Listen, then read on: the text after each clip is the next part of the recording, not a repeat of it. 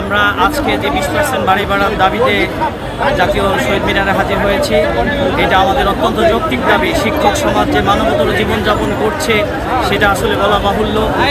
বাংলাদেশের কোথাও 1000 টাকা দিয়ে কোনো বাড়ি ভাড়া পাওয়া যায় না। সরকার আমাদের যে নামমাত্র মূল্যে চিকিৎসা ভাতা দেওয়া হয়, আপনাদের কাছে প্রশ্ন রইল, এই 500 টাকা দিয়ে আপনার পরিবারের আপনি কয়জনকে চিকিৎসা করাতে পারবেন? আজকে তৃতীয় দিনের মতো জাতীয় শহীদ মিনারে আমাদের এমপিওভুক্ত শিক্ষকদের 20% বাসা ভাড়া, 1500 টাকা চিকিৎসা ভাতা এবং কর্মচারী ভাই বোনদের 75% ঈদ বোনাসের দাবিতে আমরা অনবরত অবস্থান কর্মসূচি চালিয়ে যাচ্ছি। পাশাপাশি সমগ্র বাংলাদেশে এমপিওভুক্ত শিক্ষা খাতে কর্মবিরতি চলছে।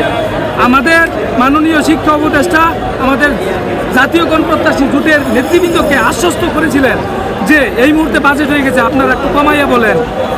আমাদের নেতৃবৃন্দরা মাত্র 20%-এর কথা বলছি। তখন মাননীয় শিক্ষা বলেছিলেন যে এটা আমার সাধ্যের মধ্যে আছে, আমি এটা করবো। কিন্তু 2 মাস পার হয়ে যাওয়ার পরেও অত্যন্ত দুঃখের বিষয়, মাননীয় শিক্ষা উপদেষ্টা তার দেওয়া কথাটা আমাদের বাস্তবায়ন করেন নাই। আমাদের সাথে মুনাফিকি করছেন।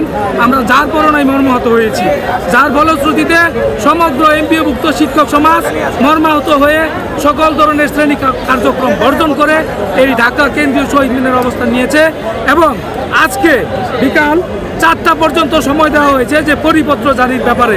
উপদেষ্টা মহোদয়গণ এবং আমরা যারা আছেন তারা আমাদের কাছ থেকে 2 ঘন্টা সময় চেয়ে নিয়েছেন, যার ফলশ্রুতিতে আমরা কেন্দ্রীয় শহীদ মিনারে অবস্থান করছি।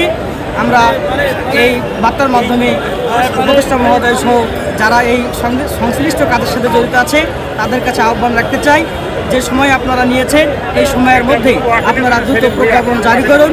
এবং আপনারা অবগত আছেন সারা বাংলাদেশে যত শিক্ষা প্রতিষ্ঠান আছে এখানে কর্মবিরতি ও ক্লাস বর্জন কর্মসূচি চলছে এবং আপনারা দ্রুত প্রজ্ঞাপন না করলে আমরা এখানে যারা উপস্থিত আছে শুধু তারাই না, সারা বাংলাদেশের যত শিক্ষক কর্মচারী আছে তারা দলে দলে কেন্দ্রীয় শহীদ মিনারমুখী হয়েছেন।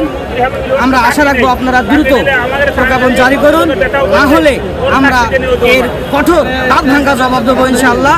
মাননীয় শিক্ষা উপদেষ্টার যে প্রতিশ্রুতি দিয়েছিল আমাদের 45% বাড়ি ভাড়া পরিবর্তে ন্যূনতম 20% বাড়ি ভাড়া, 1500 টাকা চিকিৎসা ভাতা এবং কর্মচারীদের জন্য 75% উৎসব ভাতা দেওয়ার প্রতিশ্রুতি দিয়েছিল। এই 3 দফা দাবি আদায়ের লক্ষ্যে আমরা এখানে সমবেত হয়েছি। আমাদের দাবি আদায় না হওয়া পর্যন্ত আমরা ক্লাসরুমে ফিরে যাব না। আর আমাদের 12 তারিখে প্রেস ক্লাবে পুলিশ যে আমাদের উপরে নির্যাতন চালিয়েছে, আমার এই বৃদ্ধ আঙ্গুলটি মচকে গেছে, আমি এখনও ভুলে আছে দেখা যায়। আমরা এখান থেকে আমাদের দাবি না পূরণ হওয়া পর্যন্ত যাব না।